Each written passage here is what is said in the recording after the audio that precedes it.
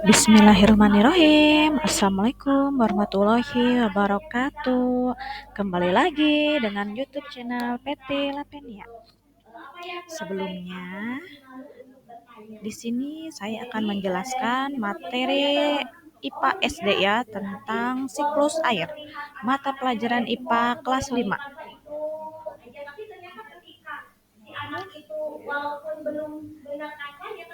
Apa sih siklus air itu? Siklus air atau disebut juga dengan siklus hidrologi adalah rangkaian atau tahapan yang dilalui oleh air dari bumi ke atmosfer dan kembali lagi ke bumi. Siklus air tidak pernah berhenti dari atmosfer melalui kondensasi, presipitasi, evaporasi, dan transpirasi, yang artinya air yang ada di bumi menguap jadi awan, terus turun lagi sebagai hujan atau embun. Hal itulah yang menyebabkan volume air di bumi ini relatif sama dari tahun ke tahun. Hal ini terjadi terus-menerus mengikuti tahapan dalam siklusnya. Proses siklus air. Proses siklus air yang pertama itu ada evaporasi, yang kedua transpirasi, yang ketiga kondensasi, dan yang terakhir ada presipitasi atau infiltrasi ya.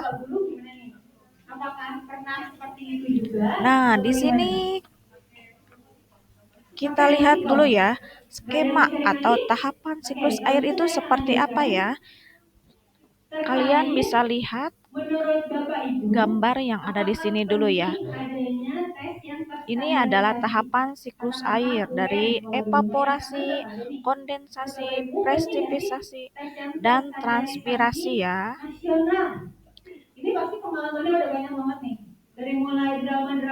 Nah, di sini mari kita simak penjelasannya tentang tahapan-tahapan siklus air. Yang pertama itu ada evaporasi penguapan.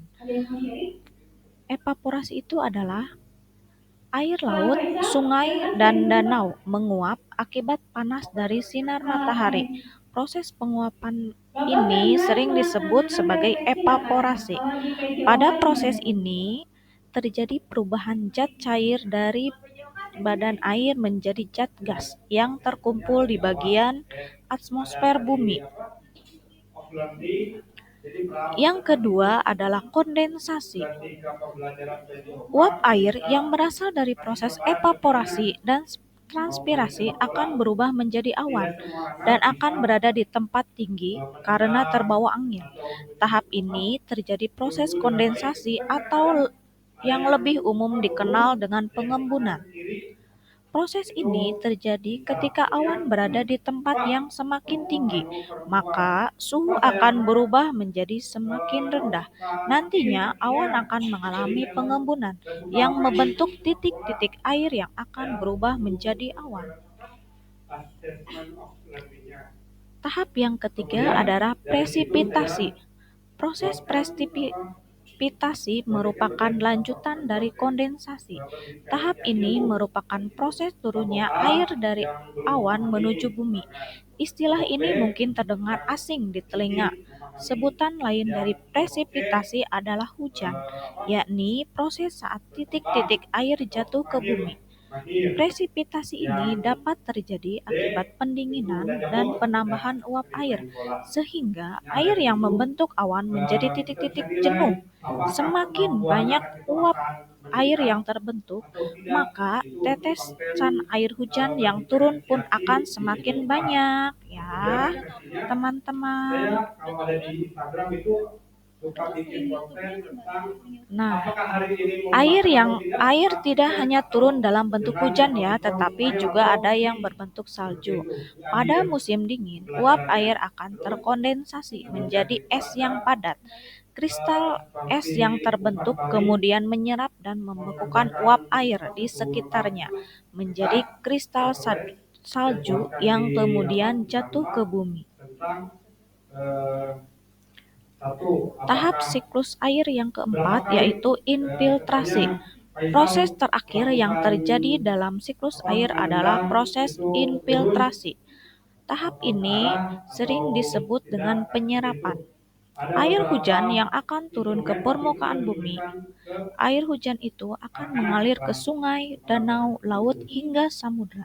Selain itu, air yang turun ke bumi lewat proses presipitasi ini juga akan terserap ke tanah, bahkan juga diserap oleh tumbuhan.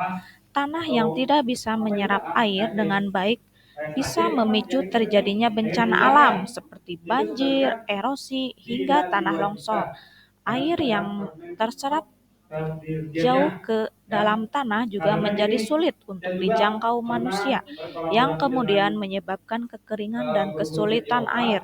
Namun, air yang terserap dengan baik di bawah tanah dapat dimanfaatkan sebagai ketersediaan air untuk irigasi di musim kemarau. Nah, anak-anak, sampai di sini penjelasan tahap siklus air. Semoga apa yang Ibu sampaikan dapat dimengerti dan dipahami ya. Terima kasih. Jangan lupa like, share, and subscribe.